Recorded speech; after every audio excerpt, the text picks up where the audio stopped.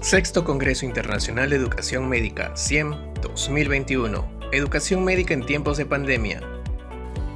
28 y 29 de mayo de 2021, modalidad virtual. El evento más importante de la educación médica en el Perú.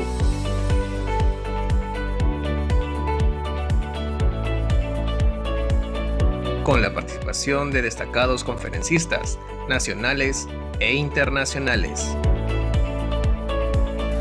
Vive la experiencia de este importante evento. Cursos precongreso. Conferencias en el auditorio principal. Reuniones institucionales. Exposición de libros. Trabajos científicos.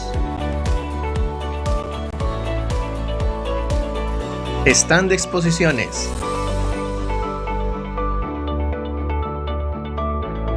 Y mucho más. Además, se desarrollarán los siguientes ejes temáticos: cambios en la educación y la práctica médica, práctica clínica e internado, formación de médicos especialistas, competencias digitales, competencias en salud pública y atención primaria, bioética en la educación y la práctica clínica, investigación científica, tecnológica e innovación, evaluación formativa y sumativa en educación médica. ASPEFAN les da la bienvenida.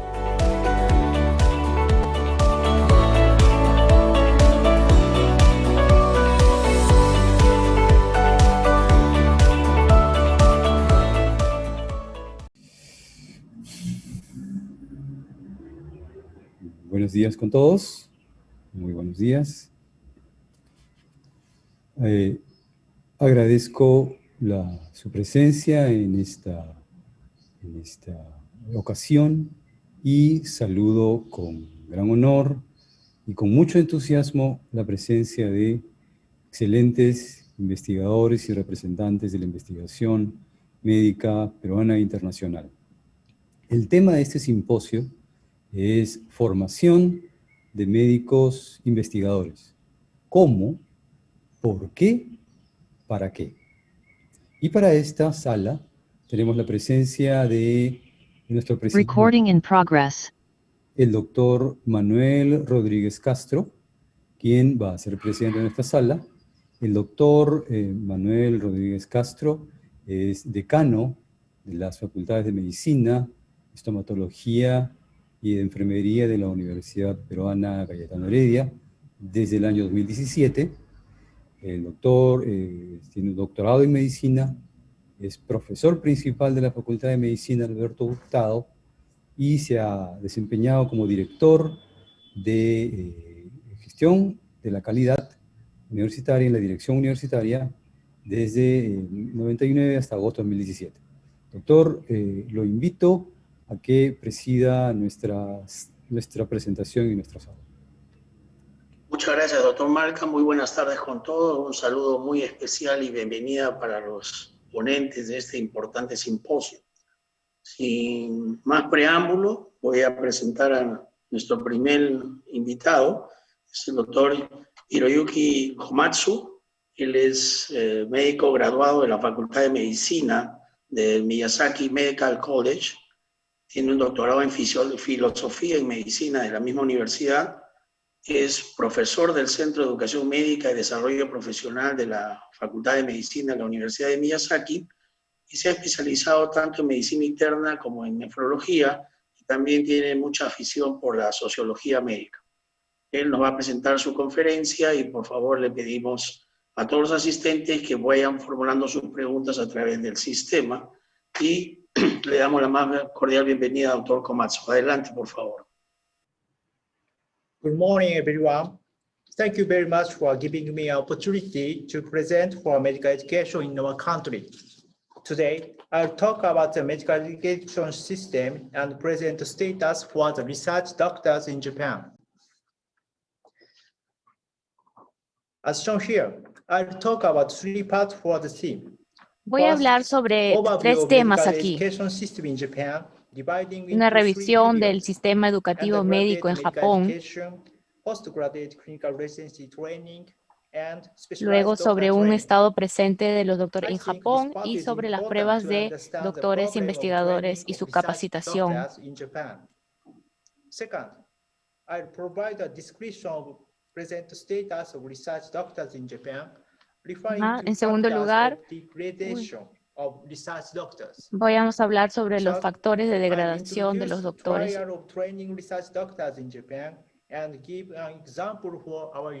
Además, voy a darles un ejemplo de nuestra universidad.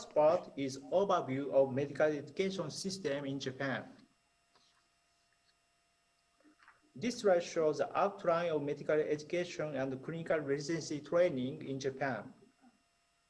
Bueno, aquí podemos ver medical students receive 6 years undergraduate medical education in each university.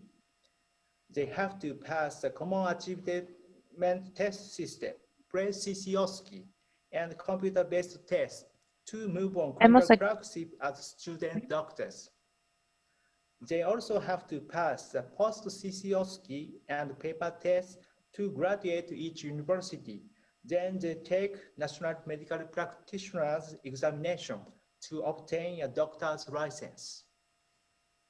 2 years of clinical residency training is provided by the Medical Practitioners Act.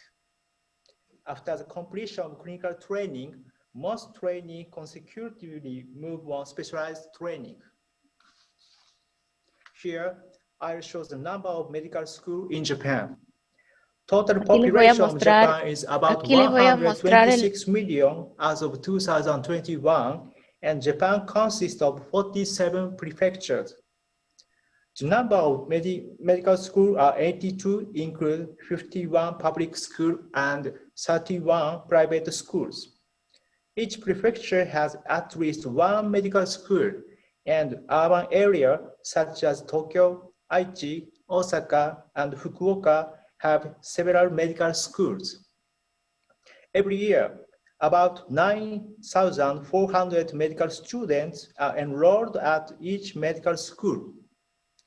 The number of doctors in Japan are now about 327,000. This is a simplified schema for the steps of undergraduate medical education. Esto es un esquema simplificado acerca de que consiste de 4 partes. Mainly treat liberal art and basic science in the first to second school years. Then, medical students learn about basic medicine and clinical medicine. La medicina clínica en la misma universidad y los hospitales.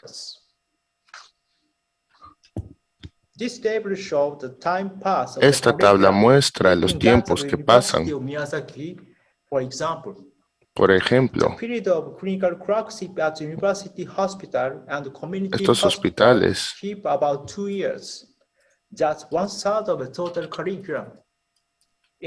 solo 1/3 de todos. En contraste, debido a que esto es un programa para las escuelas japonesas médicas. Las escuelas international certification until 2010. por las certificaciones Japan Accreditation Japón Council for Medical Education were para organized las in educaciones médicas 2015 and certified by WFME y as certificado por recognition status. The los estados. organization is Entonces, designed to carry out dispassionate and es proper tiempo de evaluation of ejecutar medical esto education programs in Japan on con the algunos basis programas of de the Japón, school's founding principle and the con WFME los global principios standards for quality improvement of medical education. As you know, educación médica. WFME global standards for Como quality pueden ver, estos improvement estándares consist globales of the 9 areas. cubren 82 9 Japanese medical áreas, schools are now being diferentes reviewed by escuelas que JACME, ahora, and 54 medical schools recognized 54 as of escuelas February médicas, 2021. 121. In Japan, En clinical Japón, residency training system has been estos provided by sistemas Medical Practitioners Act from 2004. del Medical 2004, practitioners who are going to los engage in clinical practitionadores practice are required to undertake medical training for no less than 2 de years situación médica at the para hospital of por 2 university años that has the faculty of medicine y pueden tener or la medicina hospital facultativa de designated by the Minister of Health, Labor and el Welfare. ministro de Salud. This slide shows a basic philosophy of clinical training Esto in Japan. muestra, Japan is one of the most forward countries in which Japón society es uno de los is 4 más aging, and the percentage of population over fuertes países 65 years old y la población reaches pasa 5 años 29%. In aging society, en multiple la sociedad. patient and lifestyle-related disease are increased, and Estas coordination incrementan of welfare facilities is becoming difficult. y se vuelve bastante difícil. Implementation of holistic medicine and preventive medicine La are medicina y la important. preventiva, On the other hand, each patient desires to receive a high level of organ-specific medical service. todos with high reciben este developed devices by specialists. servicio médico. In this context, En este clinical contexto, training must enable medical practitioners to develop basic medical los médicos practice practicantes to appropriately handle para poder apropiar y mejorar. that are frequently encountered in general medical Esto es practice, frecuentemente regardless of visto future specialization, with recognizing of con social especialización roles of medicine and medical practice, while y de estas fostering prácticas their médicas personality as medical practitioners. y This slide practicantes shows the outline of médicos, clinical training program. Internal medicine, los emergency, surgery, programas de capacitación, psychiatry, pediatrics, OBGYN, and community medicine OB/GYN mandatory y subjects. medicina Each comunitaria. student can choose elective subjects during 9 months. This slide shows the outline of Esto teaching muestra hospital group. el Our resalto teaching del hospital programa de consists of capacitación. about 100 university hospital and Alrededor de 900 100 general hospitals hospitales universitarios designated by the Minister of Health, Labor and Welfare, and por el receive bienestar. total 18,000 trainings. The 80,000 capacitaciones, hospitals form 18,000 teaching hospital groups with capacitados regional cooperative hospital and facilities incorporados to en complement hospital. number of cases. Casos. One of the topics in Japan, running Uno objective en has been Japón, consisted between undergraduate and la consistencia postgraduate entre los medical education from subgraduados 2020. y los posgraduados. This aims to keep consistency Esto from enfoca a undergraduate mantener la to postgraduate consistencia medical education. de la educación. Fundamental values as physicians, Los valores competencies fundamentales, and capabilities, professionalism, medical knowledge and profesionales y problem-solving, conocimiento procedural skills and patient care, interpersonal and communication skills, y las practice habilidades de interprofessional comunicación, teams, patient los safety profesionales and y los quality of pacientes, medical care, medical practice in the context of práctica society, médica dentro del scientific contexto, exploration and lifelong learning. proliferación y Training system of specialized doctors. has been newly implemented Temas from de capacitación de 2018 in médicos Japan. especializados ha sido After implementado. completion of clinical residency training, De most recién trainees move on specialized training courses comprised of 19 basic regions such as internal medicine, surgery, pediatrics, and so on. In addition, they move on subspecialized training such as cardiology, hematology, nephrology, and so on. The second part, I'll talk about the present status of research doctors in Japan. This table and graph shows the increased rate of number of papers for the basic medical research in each country. Other countries are increasing the number of papers over time. However, only in Japan has the number of papers for basic medical research 2014 decreased compared to 2005. This graph shows traditional number of papers and share for clinical research in Japan. The number of papers gradually increased over time. In contrast, the ranking of number of papers for clinical research in international countries are relatively degrading since 2011. Why does the international competitiveness for the basic and clinical research degrade in Japan, especially after the 2010s? Possible reasons are as follows. Effect of enforcement of nationwide clinical residency training system based on ACT. Difference of treatment such as income, position between clinician and research doctors. Insufficient education program to develop motivation for research in undergraduate medical school and postgraduate clinical training.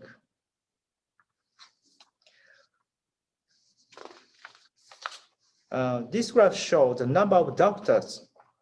There are over 300,000 doctors in Japan, and that is not small.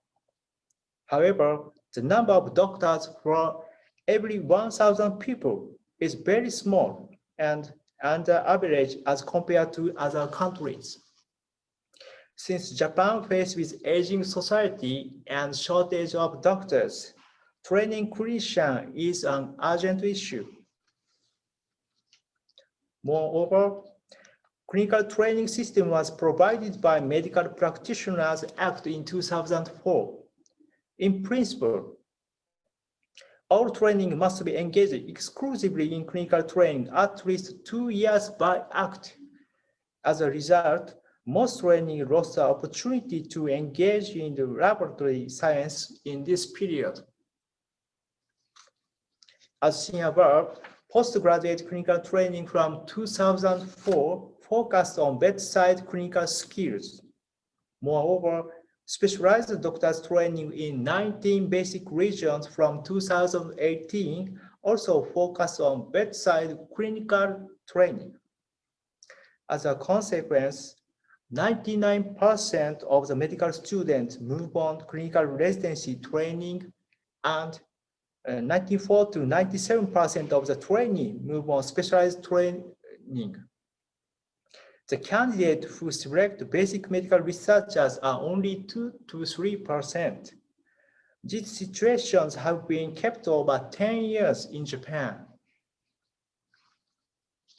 The trend of career paths for doctors affects the decrease of the number of applicants for research doctors. Especially, the percentage of MD engaged in basic medical science in postgraduate school are gradually decreasing. A survey for Minds of training suggests worrying results. Over 90% of trainees hope to obtain the license of specialized doctor. In contrast, only 43% of the training hope to obtain PhD.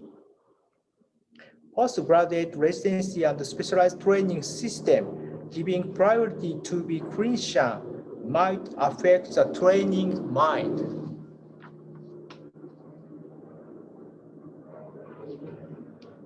The third part, I'll introduce several trials of training research doctors in Japan and our university. In Japanese clinical training system, Ministry of Health, Labor and Welfare additionally suggests a new program to increase the basic science research doctors from 2020. New program enable beginning of both clinical residency training and postgraduate school course. This new program is expected to discharge the blank of 2 years. Thus, trainees must be engaged exclusively in clinical training. However, the ability of candidate training is rigidly examined, and the number of enrollment is small so far. In our university, original program for training of basic science research doctors has been conducted from 2013. The basic science research doctors training course is elective, and medical subject is able to apply by third year. The student who takes the course can begin both clinical residency course and postgraduate school of medicine and shorten the period of postgraduate school. Also, about 5% of all students take the course by third year. Few students continue to course after graduation of medical schools. Therefore, our university begins practical work at research laboratories as mandatory subject for third-year students to promote the basic science research doctors training course. Training is conducted at all of lab in our university and overseas university with agreement of settlement in Thailand, China, and Italy. Period of work is 4 weeks. The objective of the work is to find a new hypothesis from the previous medical knowledge, learn the method and skills to resolve the problems. For example, medical students learn about the protein quantification, PCR, and subcloning, expression of cloned genes, and Western blotting at molecular biology lab. For the clinical research training, we have been conducted startup lecture of clinical research for residency trainees. We give the explanation for the 7 steps of clinical research design, structure the question, learn from the predecessors, turn the question into models, design the measures, choose the form of the research such as a cohort study and case control study, improve the quality of comparison such as the adjustment for confounding factors, and consider the ethical issues. We have emphasis on the importance of finding research questions from daily medical practice. Therefore, we explain the characteristics of the good research question as firmness. Also, we explain the method to structure a value question as PICO and PCO models using the textbook written by the Professor Fukuhara, University of Kyoto. Here, however, since this lecture is a single serving, continuous learning strategy for training are needed.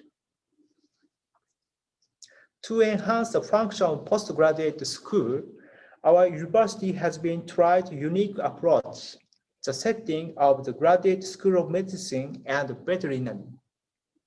There are 3 courses for physicians, veterinarians, and basic researchers. Medicine and veterinary closely related in zoonotic infection and have common research questions in part. Moreover, collaboration clinical and basic science department promotes the bench-to-bedside research. University of Miyazaki Hospital prepares original grant of about 100 million yen, million US dollars for young clinicians every year. Young clinician applies to university, and relatively many applicants receive the result of acceptance.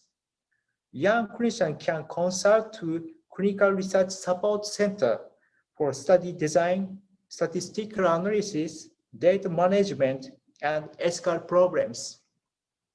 These trials are expected to enhance the motivation for clinical research in young clinicians.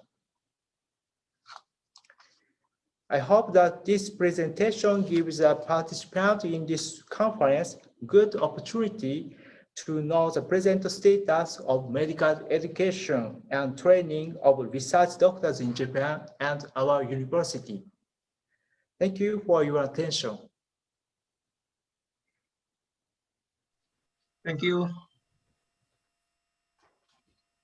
Muchas gracias. Le agradecemos al doctor Komatsu por su excelente presentación y a continuación vamos a presentar al doctor Devinder Sandhu, que es profesor de habilidades médicas, graduado en la Universidad de Londres y en el cargo de profesor viene de la Universidad de California en North State en Estados Unidos. Él es cirujano urólogo por experiencia, ha sido director de educación, decano de posgrado de Seven Dean Reilly y también ha sido director de la Escuela de Estudios de Posgrado e Investigación del Royal College of Surgeons en Irlanda.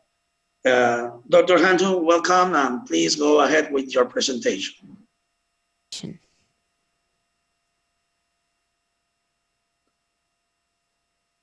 Thank you.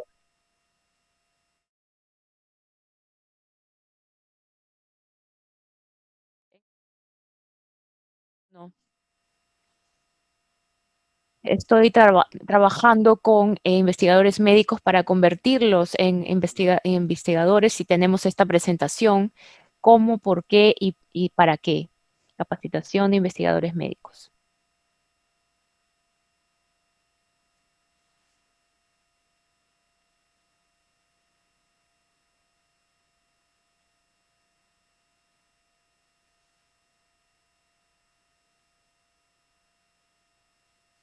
El primer concepto que quiero discutir se trata de cuáles son las becas y esencialmente cuando publicamos investigaciones siempre vemos las cantidades y las calidades de las investigaciones. Esta calidad a veces es mucho más importante que la cantidad. Esto es la excelencia de investigación. Para poder ser investigado tenemos que saber dónde está esa brecha. Toda esta información nos da la base. Para ver esta investigación necesitamos hacer más. Necesitamos asegurarnos que el trabajo que hagamos beneficia al paciente, a la salud pública, que la calidad sea mucho más alta a través de las revisiones en pares. Ese es el marco en general cuando se difunde en la sociedad y eso es la verdad de una investigación. Entonces, vemos que aquí esta beca contiene revisión, contiene un producto tangible, conocimiento, difunde otras investigaciones pueden aprender y pueden difundir más. Un mal concepto erróneo son los principios básicos, los 6 principios básicos de Glassig. Por ejemplo, establecer objetivos, preparación adecuadas, la revisión de la literatura, el uso de métodos apropiados, el logro de resultados significativos, la comunicación efectiva de los resultados, de las publicaciones y una crítica reflexiva del trabajo. Y cuando hablamos un poco más sobre la revisión de literatura, más adelante,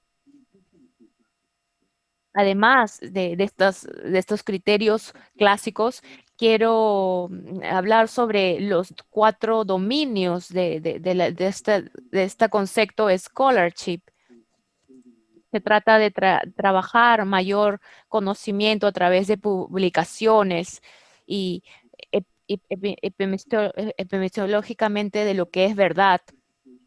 Se trata de la integración de conocimientos, de interpretar el uso de conocimientos en todas las disciplinas, traer a los hallazgos en conjunto. Entonces surge la pregunta de lo que es bueno, cuál es la aplicación del conocimiento, que es práctico, no sé, de poner ese conocimiento en el mundo. Y por último, la representación del conocimiento, buscar formas innovadoras de desarrollar habilidades y difundir el conocimiento. Y aquí surge la pregunta, ¿qué es valioso? La parte del cómo las personas se involucran en esta investigación. Entonces, vemos que aquí hay que interpretar de alguna manera. Hay modelos que de repente nos inspiren. Podemos ver que también hay algún sesgo y también nos inspire. Tal vez hay presentaciones o hay grupos de investigación. Entonces, siempre hay esa oportunidad, pero ¿podemos hacerlo mejor? Yo creo que sí. Creo que no solamente a través de la obtención de másters o doctorados, sino que a un nivel académico, eh, eh, a- tener, tener mayor investigación en el nivel aún de estudios es posible. Bueno, y seguimos viendo el cómo. Y vemos la habilidad de tener una pregunta y el idioma es bastante importante. Y un buen punto para comenzar es, es preguntarte qué es lo que te interesa, qué es lo que te fascina, porque la investigación no es un destino, sino todo un viaje. También debemos preguntarnos a quién le importa, a quién quieres comunicarte, quiénes son tus stakeholders o partes interesadas y por qué lo estás haciendo, porque es importante. Es importante porque ayuda a un paciente, si es así, libera del sufrimiento. Entonces, este concepto de investigación, tenemos que terminar algunas preguntas, ¿no? ¿Qué se ha hecho antes? ¿Qué podemos construir? ¿Cuáles son los marcos conceptuales que han utilizado los investigadores previos para guiar sus estudios y de repente usaron un marco distinto? Y sí, y por supuesto, todo esto depende de las brechas en la investigación que estamos realizando. Voy a hablar sobre los marcos y estos paradigmas más adelante en mi presentación. Bueno, este acróstico nos puede ayudar, ¿no? Hablamos sobre tiempo, dinero, experiencia. Si es interesante porque las personas se van a interesar, si va a capturar a la audiencia, si es algo nuevo, si está ocupando una brecha en la literatura, si es ético, debe ser relevante a la investigación futura y contemporánea. Desarrollé más adelante, antes este modelo de erudición que creo que les puede gustar. Todo empieza con una pregunta de investigación. La habilidad de ponerle un marco creo que es bastante importante. Una vez que puedas hacer esto, puedes revisar la literatura y resumir qué es lo que se ha hecho, dónde están las brechas, qué vas a tratar de abordar y después vas a tratar de seleccionar o guiar el trabajo, tener una metodología para el paradigma que has elegido y finalmente ese trabajo va a ser difundido y aquí hablamos de la difusión. Pero esto conlleva a otras preguntas. Es un ciclo y este ciclo quiere decir que hay un círculo de aprendizaje continuo.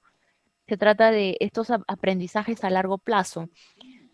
Entonces, la capacitación de investigadores debemos entender que necesitamos desarrollar, que estamos separando la capacitación de profesionales y el descubrimiento de nuevos hallazgos.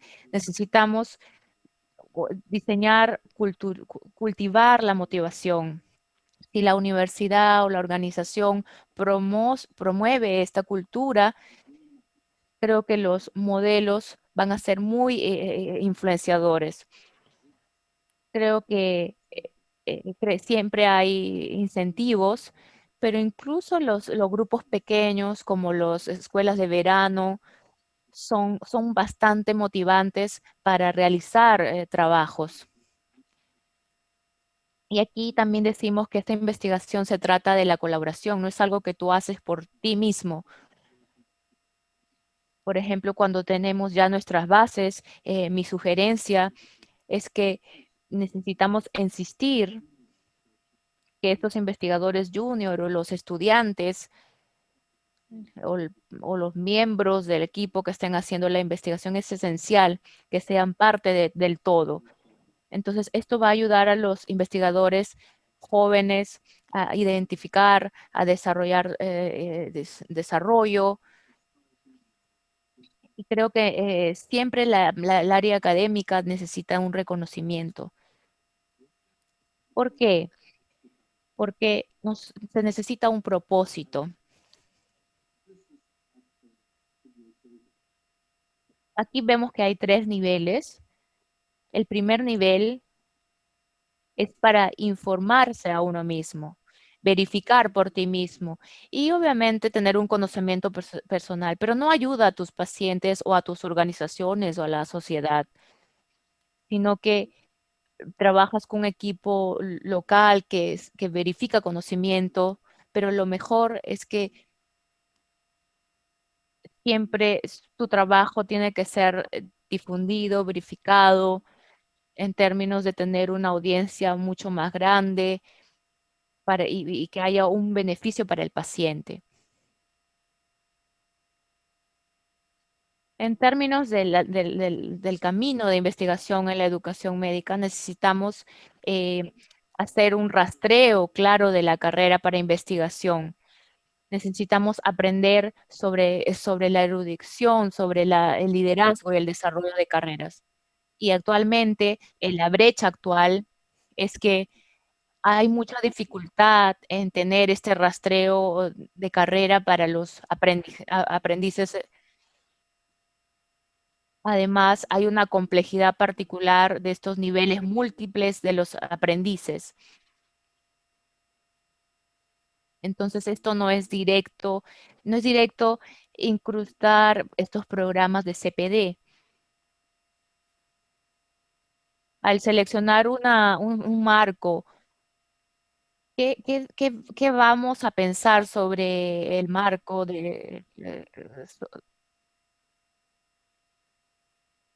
cuál nos va a ayudar a enfocarnos o tener aspectos del estudio o filtrar aspectos del estudio?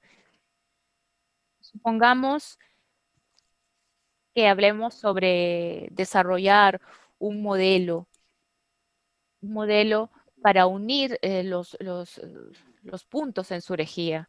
Entonces, siempre el modelo conductual va a enfatizar la práctica, el desempeño. El cognitivismo va a resaltar las estrategias mentales. La teoría de aprendizaje social va a enfocarse en el estudiante, en la interacción del estudiante-profesor. El constructivismo se va a enfocar en el significado de construcción. Y esta teoría de estadios de aprendizaje se va a enfocar en las habilidades y el conocimiento. Entonces, con todo esto, tenemos muchos antecedentes de educación médica. Necesitamos entender de qué manera las personas aprenden, cómo desarrollamos este marco. Yo recomendaría la investigación de Bordage del 2009-2012 sobre marcos conceptuales.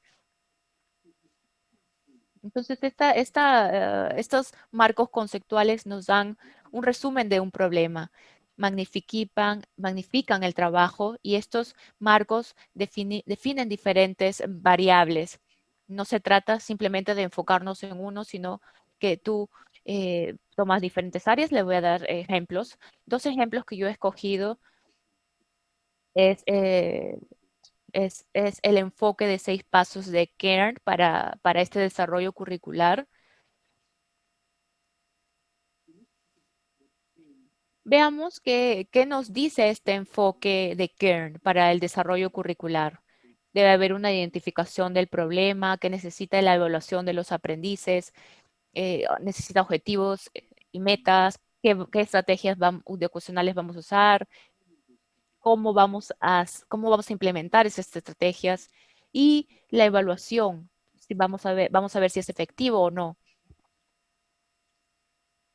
Este tipo de marco puede tener otro tipo de problemas, no solamente de desarrollo. Aquí tenemos el marco estratégico institucional de Davis y otros.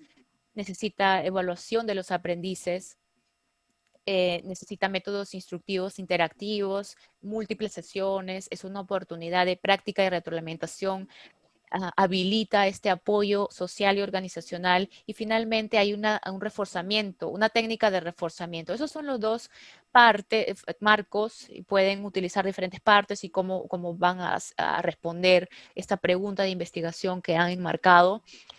Y para llevar este trabajo a más adelante necesitamos entender los paradigmas de investigación para, tratar de determinar el resultado de tu pregunta de investigación. Hay 4 aspectos para entender estos paradigmas de investigación. Por ejemplo, el positivista, este proceso científico, entender la naturaleza. Entonces, este proceso científico nos va a decir si es objetivo, repetitivo, objetivo, y también si es cuantitativo, si si va a ser randomizado.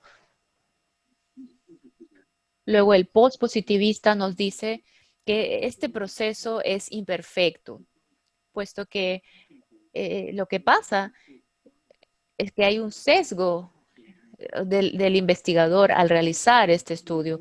Y cuando hicimos esto, encontramos que había muchas cosas. Por ejemplo, si quieres hacer investigación con mucha presión, vas a excluir personas, por ejemplo, de cierta edad,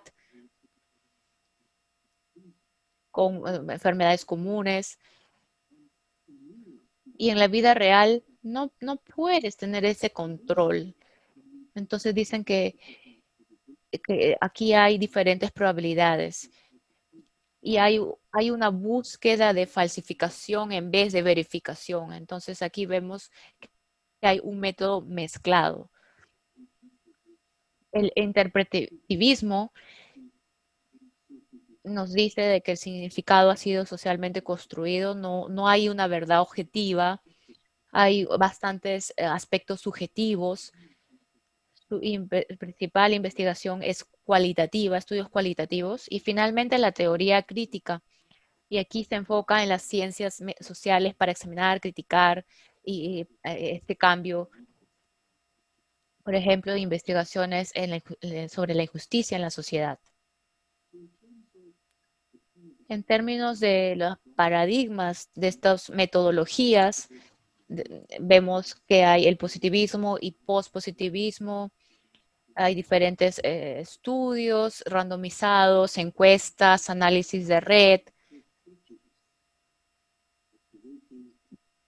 Hay diferentes, en la parte cualitativa vemos que hay observaciones, entrevistas y finalmente para la parte teórica crítica hay un análisis filosófico de la ciencia.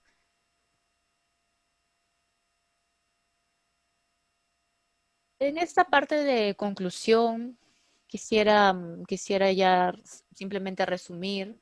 Creo que algo bastante importante y parte de la base de los investigadores. Se trata de desarrollar habilidades y marcar preguntas interesantes que podamos tener.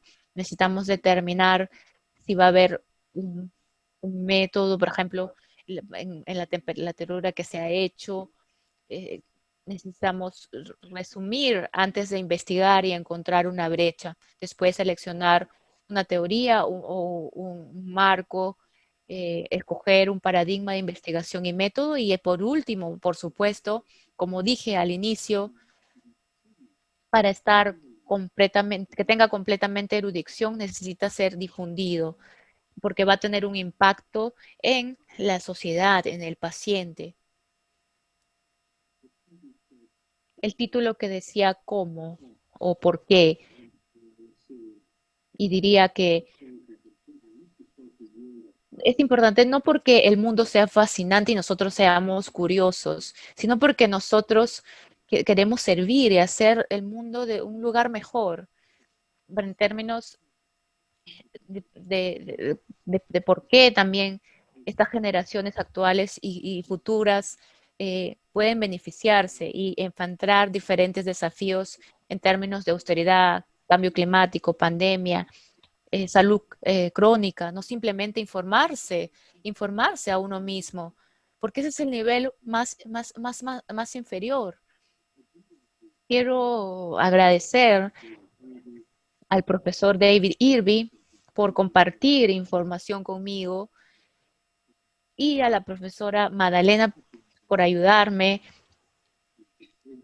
a organizar mi presentación y se aseguró que cumpliera con el tiempo establecido. Y aquí tengo una pregunta para la audiencia, para que reflexionen como una tarea. Cuando regresen a sus organizaciones, ¿cómo van a procesar la información que se ha presentado como investigadores médicos? Muchas gracias y estaré muy contento de responder todas sus preguntas. Muchas gracias, doctor Franco. Continuando con el programa y las preguntas las haremos al final de este simposio, tengo el gusto de presentar al doctor Oscar Mujica, que es asesor regional en epidemiología social y equidad en salud de la Unidad de Análisis, Métricas y Evidencias del Departamento de Evidencia e Inteligencia para la Acción en Salud de la Organización Panamericana de la Salud y de la Oficina Regional para las Américas de la Organización Mundial de la Salud con sede en Washington. El doctor Mujica suele asesorar proyectos de cooperación técnica a nivel regional para el fortalecimiento de capacidades institucionales y competencias profesionales en epidemiología social y aplicada, medición, análisis y monitoreo de desigualdades sociales en salud, los determinantes sociales de salud, carga de enfermedad y epidemiología de los servicios de salud. Doctor Mujica, bienvenido y adelante con su presentación, por favor. Muchas gracias, muy buenas tardes. Quisiera mandar un saludo muy especial al doctor Manuel Rodríguez, presidente, y al doctor Malca, secretario de este simposio. Agradecer especialmente también a los organizadores por la invitación. Me siento muy honrado de estar en este Congreso Internacional de Educación Médica, especialmente en mi país, Perú, aunque sea de forma virtual. También saludar a los profesores Komatsu y Sandu de esta mesa redonda y, por supuesto, a todos los participantes de este Congreso Internacional. Yo quiero advertir de un sesgo inevitable en mi presentación, ya se van a dar cuenta, como epidemiólogo aplicado que soy, no de epidemiología aplicada, especialista en epidemiología aplicada, epidemiología de campo, tiendo a tratar, por lo menos a tratar de empujar, traducir lo teórico o lo conceptual al terreno más práctico de lo que se puede hacer, de lo doable. Solo es un intento porque no es fácil.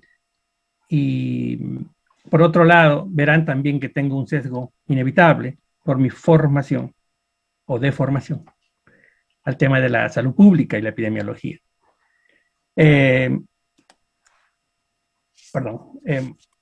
Quiero comenzar con la primera pregunta. Yo las ordené de una manera distinta porque creo que hay una racionalidad. Primero necesitamos tratar de persuadir sobre la racionalidad de la formación de médicos e investigadores. ¿Por qué? Después de su finalidad, el para qué. Y después el aterrizaje, el cómo. Entonces, para mí el orden es este. ¿Por qué? ¿Para qué? ¿Y cómo? ¿Por qué? Voy solamente a citar algunas cosas que creo que tienen un denominador común. Platón, hace más de 2.300, casi 2.400 años dijo esto, ¿no? Donde quiera que se ame el arte de la medicina, se ama también a la humanidad. Y por cierto, es el inicio de un lindo video que ha ganado un premio de El Salvador este año en la OMS a propósito del Festival de Filmes en Salud, dedicado precisamente a todos los trabajadores de la salud, los profesionales y no profesionales, los médicos y los no médicos, en este tremendo y difícil año que hemos algunos sobrevivido, otros no, el año pandémico. Esta es una famosa cita de Virchow, un patólogo, en los mejores años, diría yo, de la salud pública. La medicina es una ciencia social y la política no es más que medicina a gran escala. Segunda cuota o cita. Tercera, es de la OMS. La OMS ha definido la salud como un estado de completo bienestar físico, mental y social, y no solamente la ausencia de enfermedad. Ya pueden ver cuál es, para mí, el denominador común de este mensaje. ¿Qué es la investigación? Todos sabemos que la definición estándar de investigación es esencialmente el desarrollo de conocimiento generalizable, con base necesariamente en un método, el método científico. Es una actividad basada en el método científico diseñada para contribuir a desarrollar conocimiento generalizable. Por lo tanto, su objetivo central no es un beneficio terapéutico, ni es un beneficio individual, es un beneficio primario social, para la sociedad. Entonces, ya ven por dónde voy. Para mí, eso estuvo claro desde que escuché el himno de San Fernando, de mi alma mater, San Marcos. Y todavía se me eriza la piel cuando lo escucho cantado por el coro de San Fernando. Armados de ciencia y de virtudes, asumiendo con fe el noble deber, por la salud velamos y desde ya anhelamos el ideal preciado de un pueblo sin dolor. Un pueblo sin dolor. Entonces, ¿por qué formación de médicos? Porque la medicina y la investigación son prácticas sociales. Por eso es necesario formar médicos investigadores. Sobre todo en realidades como las nuestras, las latinoamericanas. Por supuesto, nutriéndonos de todo el know-how, el conocimiento que nos proveen otras latitudes, pero esencialmente centrado en nuestra propia realidad. Segunda pregunta, ¿para qué? Modestamente digo. ¿Para qué formar médicos investigadores? ¿Para qué? Se las voy a decir básicamente verbalmente porque no las tengo, no sé qué pasó. Pero les mostraba una cita que fue presentada por el doctor Barbosa, el doctor Jarbas Barbosa, el subdirector de la OPS, en la excelente conferencia magistral con que se inauguró este congreso, en la que se menciona que el problema central no son las competencias técnicas en la investigación, sino el divorcio brutal que hay entre competencias y perspectiva social o conciencia social. Y les presentaba un gráfico que desafortunadamente es nuestra realidad en muchos lugares, en que se hacen las cosas mal que no se deben hacer. Eso ocurre cuando no solo no hay conciencia social, sino no hay competencias. Y también hay otros dos escenarios. Puede no haber competencias, aunque haya conciencia social, y tampoco eso es hacer bien.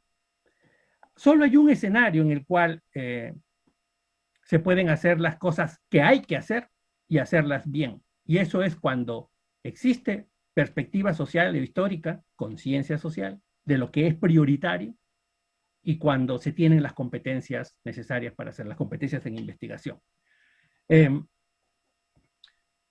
Les mostraba, por lo tanto, después unas láminas, 3 o 4, que mostraban realidades muy, muy terribles en la región de las Américas, ¿no? La primera es la profunda desigualdad social que existe en nuestra sociedad, pero profunda. Tenía una gráfica, se las voy a dejar a los organizadores para que pueda ser distribuida la presentación, por un estudio original de Branko Milanovic, las curvas de Milanovic, en las que se muestra que en países como Perú, Chile, Argentina, prácticamente todos los países de América Latina, bajo cada país, bajo las mismas leyes y la Constitución, convive gente que está en los niveles de mayor pobreza global, como los más pobres del mundo, y los más ricos del mundo. Y como sabemos que la riqueza está muy asociada en general a todo lo social, al capital humano, al capital social, las desigualdades sociales son marcadísimas. Entonces la pregunta es, ¿podemos ser ajenos acaso a esa realidad? ¿La investigación o la práctica médica debe ser ajena o prescindir de esa realidad? Aunque fuese solo como un gran modificador de efecto que es, yo creería que no.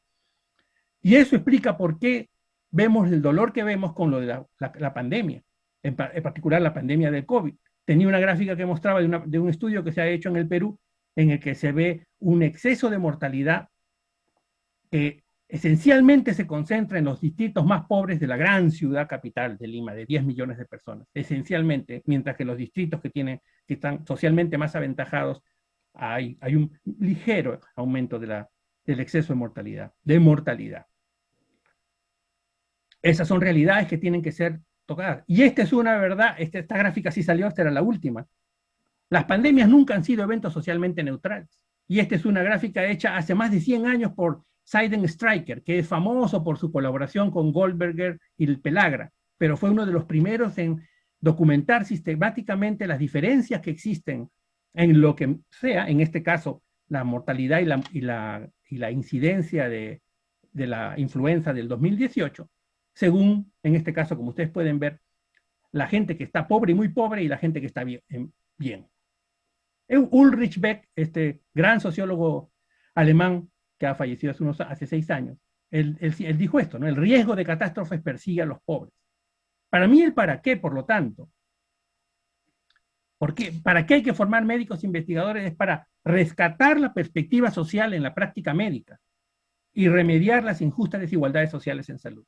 Para eso hay que formar médicos investigadores. Y finalmente la última pregunta, el cómo.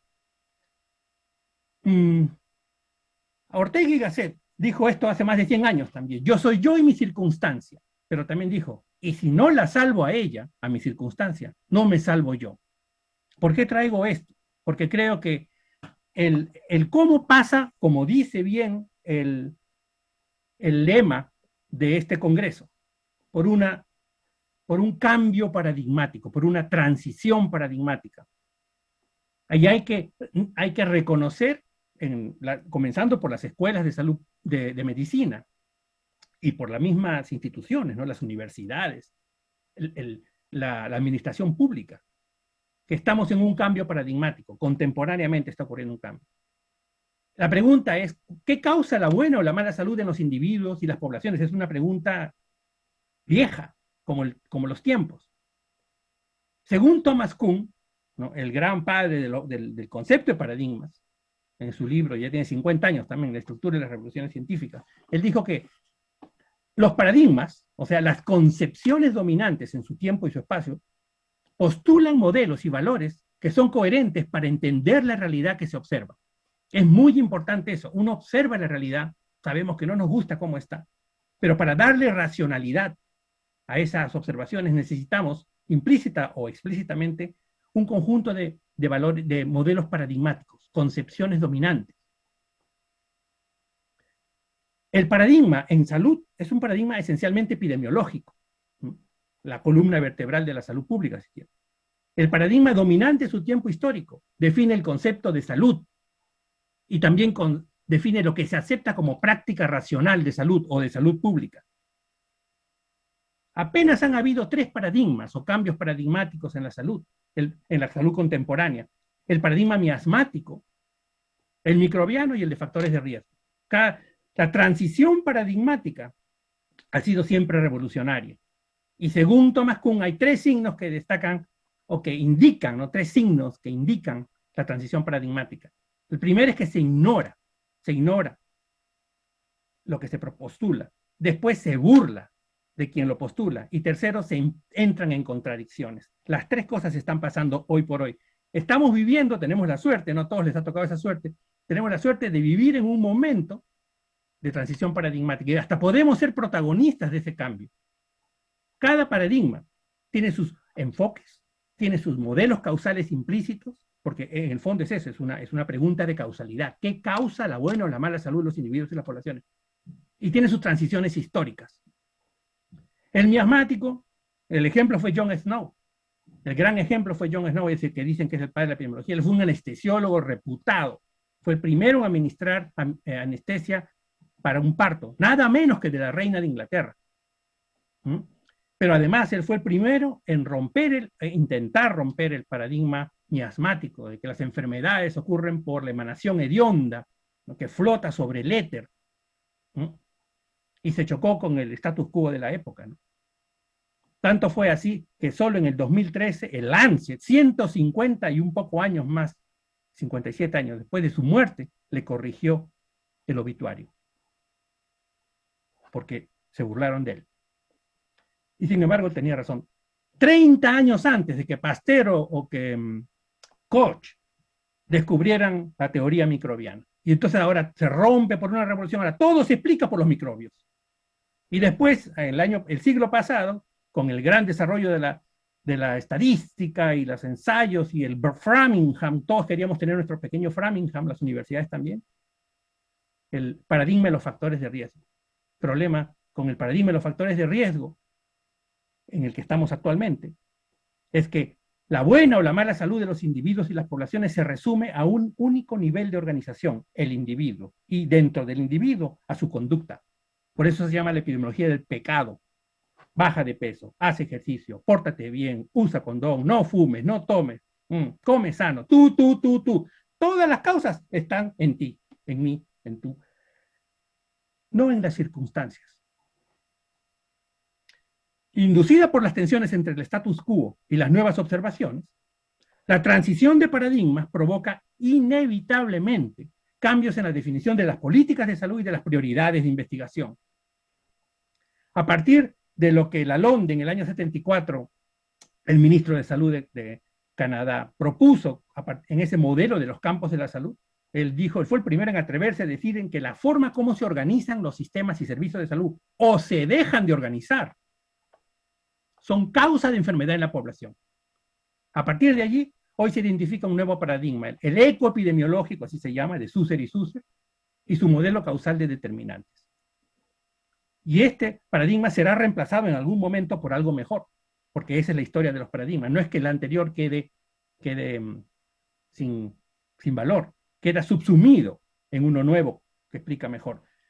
En este caso, el modelo actual, el paradigma actual expresa una visión holística de la salud, que hace explícita la interdependencia de múltiples niveles de organización, desde lo microcelular hasta lo macropolítico. Individuos en un contexto biológico, físico, social, económico, histórico, ambiental, político. Ese es el yo soy yo y mi circunstancia de Ortega y Gasset. Las escuelas de medicina deberían orientarse para hacer explícito este modelo. Lo paso rápido. Este es un ejemplo, un dibujito muy famoso de Dahlgren y Whitehead, el de las capas de la cebolla. Cada capa es un nivel de organización y hay muchos más. En cada capa existen, aunque no las conozcamos, causas que pululan, causas en cada nivel, cuya interacción entre los niveles es lo que explica lo que observamos. Y si queremos modificar la realidad que observamos, que no nos gusta, la racionalidad para modificar tiene que estar también en este mismo modelo. Tiene que ser multinivel. Sí, también, pórtate bien, baja de peso, usa condón, pero hay otras cosas. Esas otras cosas se llaman los determinantes de la salud. Los proximales, que pueden ser hasta genéticos, y los distales. Eso está más o menos acá. Ese nuevo paradigma se reconcilia con los postulados de Geoffrey Rose. Todos deberíamos conocer eso en el pregrado. Los determinantes de la salud individual son a menudo distintos de los determinantes de la salud poblacional. Y los postulados de Emily Durkheim Los fenómenos sociales, como la enfermedad o como la buena salud, solo pueden ser explicados por hechos sociales. Este es el modelo, el mismo modelo, presentado de otra manera, pero con un énfasis para precisamente explicar la distribución de la salud y el bienestar. Es decir, las desigualdades en salud, y si son injustas, o sea, si son arbitrarias, si son innecesarias, si son evitables, las inequidades en salud, que nos están asfixiando hoy por hoy en el mundo. Es lo más importante que hay. Pero estamos hundidos en retórica también. En fin, la posición social es central en este modelo. La posición social relativa. Dame tu posición social, yo te digo cómo está tu salud. Y esa era la gráfica que se ha desaparecido en mi presentación, en donde se muestra claramente los gradientes que hay, por ejemplo, en la mortalidad de los menores de 5 años, ¿no?, en las Américas. Según los Objetivos de Desarrollo del Milenio, un antecedente protopandémico del 2000 a 2015, fue muy chévere porque a nivel regional conseguimos los objetivos. El número 5 se redujo 2/3 la mortalidad de menores de 5 años. El número 6 se revirtió la incidencia de tuberculosis. Pero si miramos la distribución, esa era la gráfica que también se perdió, las curvas de concentración en 25 años no cambiaron nada. El 50% de la muerte materna se sigue concentrando en el 20% de población más pobre. El 40% de la mortalidad infantil se sigue concentrando en el 20% con menor desarrollo sostenible, igual a tuberculosis. Hay papers que están publicados, nuestros incluso, sobre eso. Es que esto es esencial. Entonces, y para los incrédulos, pensando que eso es solamente cualitativo y subjetivo y retórico y palabrero, Silvia Stringini, y bueno, aquí está la plétora de los investigadores epidemiólogos sociales, está Marmot, está Kawachi de Harvard, Johan McKenbach, publican en el Lancet este brutal trabajo en el que muestran que tener una posición socioeconómica baja, no solo ingreso bajo, educación, socioeconómicamente bajo, entre comillas, es un factor de riesgo más importante en términos de poder atribuible, de mortalidad prematura en el mundo, como pueden ver en este gráfico, que la diabetes, que la inactividad física, que el uso de alcohol, que la hipertensión, que la obesidad. Solo el fumar en hombres tiene más fracción atribuible que el bajo estado socioeconómico. Y una cosa más. Claro, esto hit the news, son gran noticia para algunos, pero no es solamente que la pobreza corte la vida más que la obesidad, el alcohol y la hipertensión.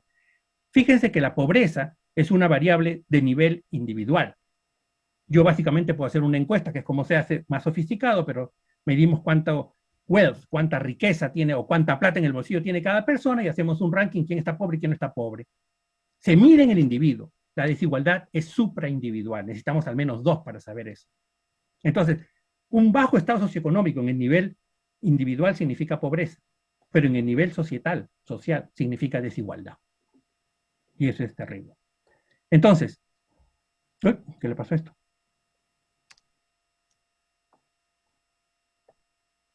¿Cómo? ¿Cómo formamos médicos investigadores? Yo creo que con un cambio de paradigma en la concepción de la salud y en la forma como se enseña la salud, la medicina, que reconozca explícitamente su determinación histórico-social. Resumiendo, eso salió mal. Si la educación y el ejercicio contemporáneo del yo médico se guía por un sentido de justicia, si reconoce que la inequidad mata y desgracia a gran escala, miren el COVID. Si se reconoce además que aspira a contribuir al desarrollo humano sostenible, el ejercicio de la medicina y la educación, y si defiende la democracia y la institucionalidad, que es otra de las gráficas que se me perdió, pueden ver impresionantemente la relación que existe, por un lado, entre la desigualdad socioeconómica y el capital social. El capital social es un constructo que se mide cuantitativamente y de manera sofisticada con 4 grandes variables que tienen que ver con la confianza social, la capacidad de agruparse, la solidaridad y la confianza sí, en las instituciones públicas. Cuanto más bajo es el capital social, más COVID ha habido, más muerte por COVID ha habido en los países de América. Están las correlaciones, yo les voy a dejar esa presentación y no sé qué pasó.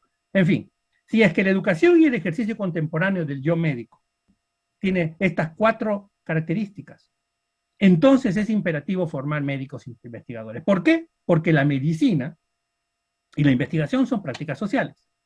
¿Para qué? Para restituir la perspectiva social del ejercicio médico. ¿Cómo? Con un cambio paradigmático en la determinación social de la salud. Yo quiero terminar con lo que César Vallejo nos dijo hace muchos años, ¿no? Hay mucho que hacer. Y en ese sentido, déjeme decir una cosita más. Yo creo que la investigación médica no es solo investigación en educación médica, esa es una parte importante, pero es esencialmente una investigación en los problemas que aquejan a la sociedad, ¿no? El ideal preciado de un pueblo sin dolor. La investigación médica tampoco tiene que ser una actividad silo, no puede ser de una élite. Hay que democratizarla.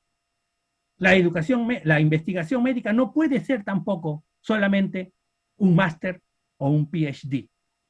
A veces dice que los PhD son solamente pobres huérfanos de decisión. Ni tampoco es publicar solamente papers. Lo que hay que hacer, las universidades, la administración pública, tiene que democratizar la investigación y crear competencias duras para transformar positivamente la realidad sanitaria local. Muchas gracias. Muchas gracias, doctor Mujica, por su excelente presentación, y a continuación le cedo la conducción de este simposio al doctor Malca para la sección de las preguntas, por favor. Muchísimas gracias, doctor. Muchísimas gracias al doctor Manuel Rodríguez y a los expositores. Tenemos algunas preguntas que les voy a trasladar al chat que tenemos grupal para que lo lean directamente. Y lo voy a también decir verbalmente. Hay una pregunta para ambos expositores. Es de notar también que las preguntas para el doctor Komatsu van a ser absueltas por el doctor Akira Sawaguchi, que es vicedecano de Asuntos Académicos de la Facultad de Medicina de la Universidad de Miyazaki en Japón. La primera pregunta que tenemos es, how do we relate innovations? Es cómo relacionamos las innovaciones, la investigación y la evidencia en la educación médica. ¿Cuál su... Bueno, tan amables.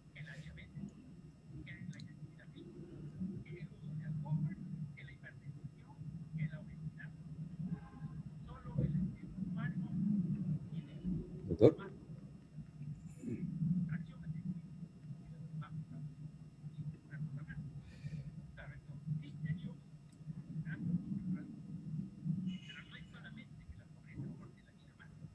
Sí. Doctor, entonces, doctor Devinder, entonces, por favor, doctor Devinder. Doctor Devinder. Doctor Devinder, ¿me escucha? ¿Le puedo escuchar? Tengo una pregunta para usted. ¿Cómo relacionamos las innovaciones, la investigación y la evidencia en la educación médica? Por favor, su respuesta. La pregunta se trata sobre innovación, investigación e evidencia. Bueno, la investigación nos dice cómo debemos hacer las cosas. Y después sabemos si estamos haciendo las cosas bien. Entonces, la investigación y la evidencia están bastante relacionadas. Eso es lo que hace la investigación. Pero cuando estabilizamos la práctica, nos lleva a la innovación. Porque cuando ves tu práctica, porque comienzas a decir, de repente, lo podemos hacer de una manera distinta. Y es así como la investigación nos lleva a la innovación. Another question, please, for you. Otra pregunta para usted, doctor.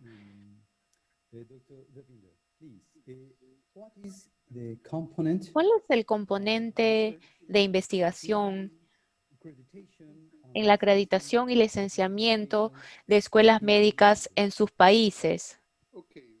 En su país. Bueno, en Reino Unido, desde el punto de vista del Reino Unido, la investigación tiene un perfil bajo originalmente, en términos de investigación, tiene un perfil bajo y las universidades eh, se basan más en las ciencias básicas, en mirar o buscar eh, trabajos independientes, la producción de elementos y etcétera. Pero la educación médica tiene un perfil básico y lo mismo la enseñanza, pero ha habido un cambio.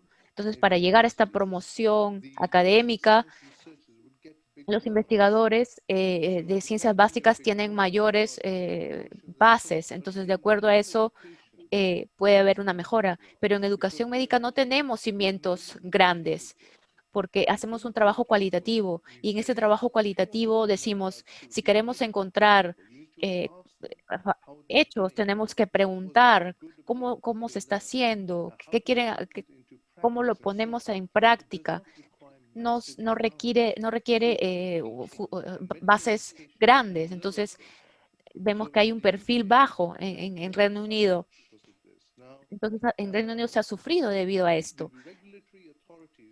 Hay autoridades que ponen una clasificación y ponen cinco estrellas. Entonces tienes que tener muchas investigaciones, pero en la educación médica y en la enseñanza no es exactamente así. Creo que eso está cambiando, pero aún no llegamos a ese punto. Necesitamos hacer más para reconocer una buena enseñanza, porque eso crea a los futuros doctores, a los profesionales futuros, para la sociedad. Entonces, la enseñanza es realmente importante y creo que con el tiempo vamos a tener un perfil mucho más alto. Doctor. Para usted también. Doctor, ¿cómo trasladar...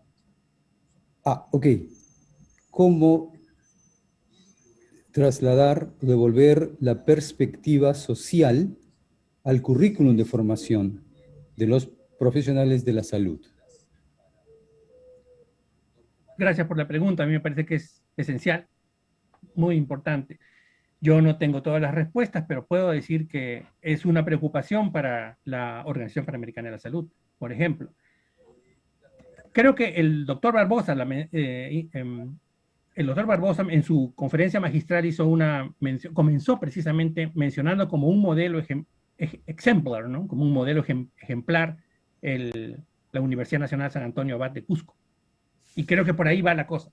Es que la educación médica, la formación, el currículum, desde temprano involucre contacto con los servicios de salud, con la propia realidad local y con esto que yo llamaba las competencias duras para la observación crítica de la realidad nacional. No es solamente la estadística, por supuesto que es también la estadística, o los diseños de investigación, el tamaño de la muestra, qué sé yo, sino sobre todo la lectura crítica de la realidad nacional. Yo diría que, lo digo con mucho cuidado, pero diría que pareciera que en nuestros tiempos tan globalizados, este tipo de discusión o de práctica es medio subversiva, ¿no? Porque altera el orden establecido. Todos queremos terminar la medicina rápido, hacer la residencia, eso está muy bien, pero impactamos poco en nuestra propia realidad, lo digo hablando como peruano además. Todavía tenemos muchas dificultades, por ejemplo, hasta para contar nuestros muertos. Hasta hace poco, hasta antes de que el Sistema Nacional de Funciones, el SINADEF, se implementara en el Perú, o sea, antes del 2016, incluso el 2016, Perú seguía teniendo un subregistro de mortalidad de casi 42%. 4 de cada 10 muertos sin causa básica, ni siquiera sin certificación.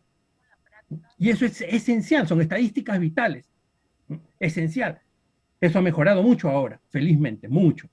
Pero aún así tenemos todavía, para la certificación de la causa de muerte, problemas muy serios que no van acorde con el nivel de desarrollo académico del país. Tenemos muy buenos investigadores, se publica muy bien también. Por supuesto que hay mucho campo para mejorar. Ni con el nivel de desarrollo económico del país. Todavía tenemos, por ejemplo, problemas de lo que llaman garbage code. Para 1 de cada 3 certificados de funciones tiene un garbage code, un código basura le llaman, para causa de muerte, no sirve para definir, para comenzar eso, ¿no? Entonces tiene que ver mucho, yo creo, con ese contacto cercano con la realidad, con el terreno, con los servicios de salud, con la forma que están organizados en los niveles locales, el contacto con la comunidad, que es ahí donde se comienza. Yo les digo, mi propia experiencia universitaria hace muchos años fue recién en el servicio rural, en el SERUM, en donde yo pude, que me tocó hacer en el Cusco, por cierto, en Sicuani, en las provincias altas. Es que eso fue para mí epifánico, fue una epifanía. Esa epifanía podríamos haberla tenido en el segundo año de medicina. Y a partir de ese año crear, como lo dijo en la conferencia de esta mañana la conferencista, crear comunidades de práctica desde temprano. Me parece que, por ejemplo, un cuerpo que ha estado muy activo en el Perú y también en América Latina son las sociedades científicas de estudiantes de medicina. Ellos han tenido la capacidad de seducir, en el mejor sentido de la palabra, a los médicos, que los jóvenes nos formamos con muchas ganas de curar a los pacientes, en esa visión también más colectiva. Es una visión poblacional, ¿no? Que por supuesto es social en su esencia, porque la medicina lo es así. Yo creo que va por ahí. Y una de las cosas finales es que organismos como la Organización Panamericana de la Salud pueden ayudar mucho en esa transición. Nosotros tenemos habitualmente internos de medicina, y también aquí en Estados Unidos hay profesionales de la salud pública que no pasan por medicina, ¿no? Son grados undergraduate en public health, por ejemplo. Gente muy joven, con mucha iniciativa y muy interesados en el cambio social. Creo que esa es una parte importante, sin descuidar, por cierto, el área, la investigación médica no es solamente salud pública, aunque en el fondo todo es social. La investigación clínica es fundamental, y allí también tenemos muy buenas experiencias en América Latina. Un contacto más horizontal entre universidades puede ayudar. Por ejemplo, en el sur tenemos en Chile la Universidad de la Frontera, ¿no? Un gran programa de epidemiología clínica de hace muchos años, epidemiología clínica, para hacer ensayos clínicos, por ejemplo, ¿no? Y también la investigación en ciencias básicas. Eso es también esencial. Cambio. Muchas gracias. Una pregunta, por favor, también para los tres ponentes. Voy a expresarlo en inglés, por favor. In English. A partir del gobierno, ¿cómo deberíamos dirigir estos fondos para la investigación? Y a nivel de hospital, ¿deberíamos darle el dinero a los residentes o deberíamos a empresas farmacéuticas? Eso es para el doctor Davinder. Dr. Davinder, please. Okay, I think that's a very big question. How should we give money to organizations or even residents and students? So I think that there's no doubt that we want certain basic funding to institutions who then are responsible for competitiveness in their own institution, that people apply for grants in their institution. And that can, as I said in my presentation, I think it's very important with every grant, students and juniors should be part of it. So they learn how to do research and they develop a professional identity.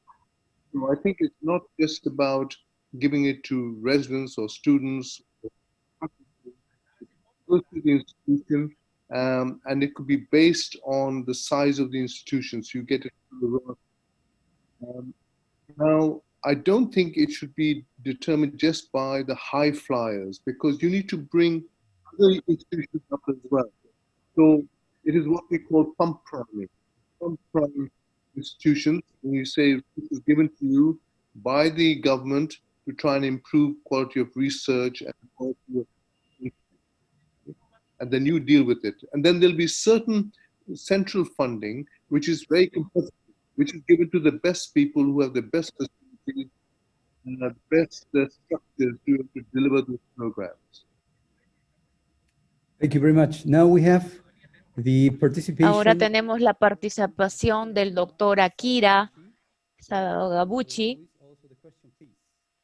También tenemos una pregunta para él. La misma pregunta.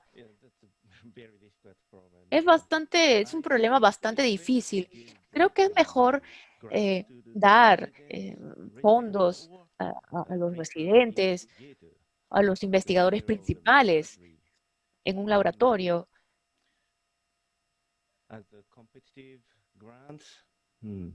Bueno, desde un punto de vista competitivo, creo que es mejor darlo a una unidad o al investigador principal, al residente, porque el residente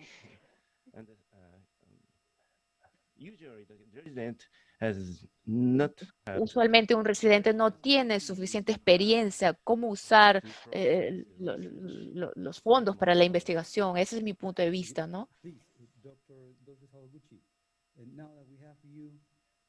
Ahora que lo tenemos aquí en la sala, sus comentarios sobre la primera pregunta, sobre cómo relacionamos las innovaciones, la investigación y la evidencia en la educación médica. Medical evidence. That's also the big question. Es una gran pregunta.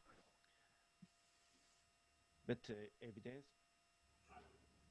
get the evidence to make innovation is, bueno, la evidencia para hacer innovaciones. Hay que tener un conocimiento médico, especialmente para el COVID, por ejemplo, para este periodo.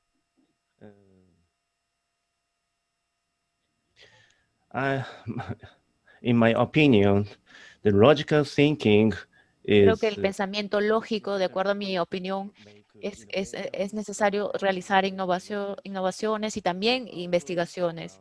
Creo que nuestro programa está enfocado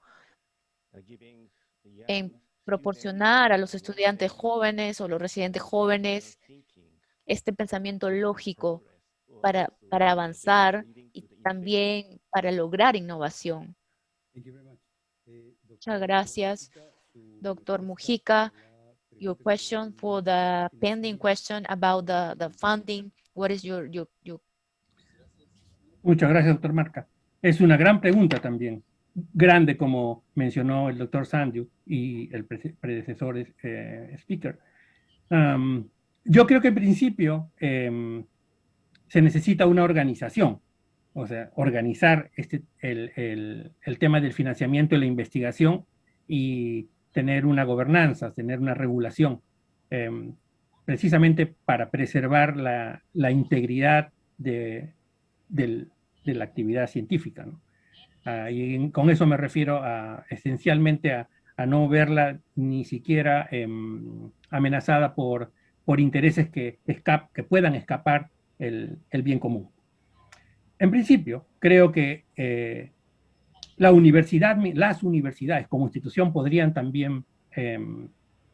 tendrían que dedicar parte de su presupuesto. Yo sé que las realidades son complicadas, pero hay realidades y realidades también, para la promoción de la investigación desde el pregrado, yo creo que desde el pregrado. Pero una investigación también que tenga calidad, que tenga estándares internacionales altos, que trascienda, lo digo con todo respeto, que trascienda el número y porcentaje. Tiene que avanzar más la universidad. Por otro lado, el gobierno, por supuesto, la administración pública tiene la necesidad, y creo que tenemos en el caso de Perú el CONCITEC, organismos o consejos como el CONCITEC en los países, en vinculación con las universidades, pueden ofrecer, quizá por mecanismos competitivos, limpios, financiamiento para proyectos de investigación. Debería estar, por supuesto, regulado, dependiendo del nivel de investigación, si es básica, si es con seres humanos, si es clínica, si es social o epidemiológica o de salud pública. Por otro lado, también tenemos, es una cuestión que hay que hay que democratizarlo también. Los propios estudiantes de medicina, yo diría que son gente joven y muy entusiasta. Todos fuimos alguna vez así, y yo la verdad que creo que deberíamos seguir siéndolo así. Es más, yo creo que uno nunca deja de ser estudiante de medicina. Podrá recibir su título, pero no debiera dejar de ser estudiante de medicina. En fin, pero debería democratizarse de manera que también puedan saber las ofertas que existen, porque existen muchas ofertas de investigación, pequeñitas y más grandes, ¿no? No necesariamente debemos comenzar por un inmenso gran, con el NIH, por ejemplo, que está lleno de red tape, como dicen, ¿no? De papeleo burocrático muy serio, pero sí con pequeños estímulos. Y para eso las agencias internacionales también tienen fondos semilla para hacer investigación. Las ONGs también tienen necesidad de eso y tienen fondos para eso. Y finalmente, esto que se llama la nueva filantropía internacional o universal, ¿no? Fundaciones como la de Bill y Melinda Gates, y me estoy olvidando, por cierto, de la muy importante contribución que tienen gobiernos amigos y desarrollados, ¿no? Las agencias de cooperación internacional en general de los países, pero no solamente de los países más desarrollados, sino también la cooperación sur-sur. Hay financiamiento, hay una serie de mecanismos, por ejemplo, de integración subregional. Un pequeñísimo paréntesis. Por ejemplo, el Zika. ¿Qué cosa es el Zika? No la enfermedad del zancudo, sino el Sistema de Integración Centroamericano, formado por 8 gobiernos de Centroamérica y República Dominicana. Llevan años, es un sistema que pretende fortalecer la integración, haciendo, entre otras cosas, tienen una mesa con los ministros de salud y tienen mucha autonomía. Y en su precariedad económica, porque son países como los nuestros en América Latina que tienen muchas dificultades, se está promoviendo un estudio con financiamiento de los países y un fondo semilla de la OPS para estudiar con detalle, ya se va a publicar pronto, el principal fenómeno de salud que hoy día los 8 gobiernos han encontrado y están movilizando la universidad: la fecundidad en adolescentes. Se llama EREFA, Estudio Regional de Equidad en Fecundidad Adolescente, porque resulta que no solamente el problema es muy alto, sino que está terriblemente distribuido, ¿no? Ya se pueden imaginar dónde se concentra el embarazo adolescente, y no solo el embarazo adolescente, que es la parte final, sino las consecuencias que eso tiene y las causas de ese embarazo adolescente, la falta de acceso a los servicios de salud, la falta de empoderamiento de las mujeres jóvenes para negociar su propia sexualidad. En fin, se puede hacer, pero hay que tener generar una función de inteligencia en las universidades, como un periscopio que mide por 360 grados un mapeo de las opciones de financiamiento que hay. Ese por el lado de financiamiento. Y por el otro, ir también por la demanda, ir creando carpetas o portafolios de investigación, más allá de los requerimientos de créditos de cada curso. Debería también ser más horizontal el tema, no solamente porque ahora tenemos que pasar el curso de salud pública y ese tiene un proyecto. Hay que hacer esa investigación, y se acaba el curso, comienza Medicina 2 con 22 créditos y nos olvidamos de la investigación. Cambio. Gracias a todos los ponentes, excelentes respuestas, excelentes presentaciones. Doy el paso al doctor Rodríguez. Muchas gracias, doctor Malca. Ya para terminar este simposio, quiero hacer un breve resumen de las 3 brillantes presentaciones que hemos tenido la oportunidad de asistir. En primer lugar, el doctor Komatsu nos ha hecho una descripción muy detallada de cómo es la formación médica en el Japón. Es interesantísimo ver que tienen varias agencias y varias facultades acreditadas con los estándares del World Federation of Medical Education, la articulación entre el pre y posgrado, pero es interesante cómo muestran la preocupación que tienen por la poca población que se dedica a investigación clínica y cómo los médicos, el 90 y tantos % se dirigen hacia la área de especialización. Y ellos plantean una modificación interesante en que, teniendo 2 caminos separados, los juntan, es decir, la parte de especialización con la parte de basic research lo hacen, en forma conjunta. De esa manera pueden, de alguna manera, reclutar quizás gente que tiene el interés, pero que por el lado de la especialización empiezan a abandonar un poco este tipo de estudios. Y también es interesantísimo el concepto de la interdisciplinariedad que están inculcando a la formación de estos especialistas. Con el doctor Sandlund nos ha hecho una excelente concepción y con el esquema de cómo debería ser la respuesta a una pregunta de investigación, y fundamentalmente nos identifica cuáles son los pasos que tenemos que llevar, la revisión bibliográfica, el paradigma metodológico y sobre todo el proceso de diseminación de la información que vamos obteniendo. Y quizás cuando contestan la pregunta ¿por qué hay que hacer esto? Porque realmente lo que se quiere es mejorar, servir al planeta y sea un mejor lugar para vivir. Esa frase la rescato dentro de lo que es, digamos, los conceptos de por qué hay que hacer esta investigación o las investigaciones y por qué formar médicos en investigación. Y finalmente la presentación del doctor Mujica nos hace un redescubrimiento de algo que quizás a nosotros no era muy fácil de entender, cuál es la relación entre lo que es la investigación y los problemas sociales. Es una nueva perspectiva, una nueva mirada. Y él lo entiende para responder a estas preguntas, es que existe un divorcio entre las competencias técnicas que nosotros le damos a nuestros médicos para que hagan investigación con la realidad y la conciencia social. Lo ha hecho muy claramente en su esquema cuando dice, ¿por qué hay que formar médicos e investigadores? Porque la investigación debe atacar el problema de la desigualdad social. Es otro elemento, ¿no? La investigación no es solamente laboratorios, pacientes, hospitales, establecimientos de salud, sino darle un componente social con una concepción más amplia, ¿no? ¿Para qué? Precisamente para rescatar esa perspectiva social que quizás el tecnicismo o la profesionalización hace que uno abandone este tipo de ideas, y el cómo finalmente rescatando o teniendo en cuenta de la famosa transición paradigmática, lo que él llama un nuevo paradigma ecoepidemiológico de la salud. Creo que son unas perspectivas interesantes.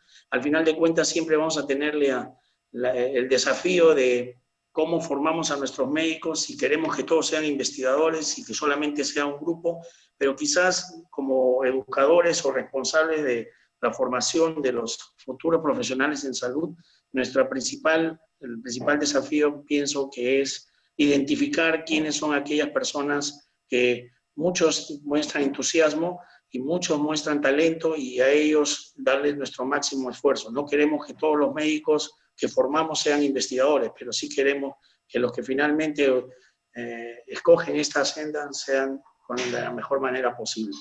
Con esto damos por finalizado este importante simposio, nuevamente agradeciendo a los expositores y a todos los participantes, y los invitamos a continuar en el desarrollo de este 6º Congreso Internacional de Educación Médica. Muy buenas tardes y muchas gracias.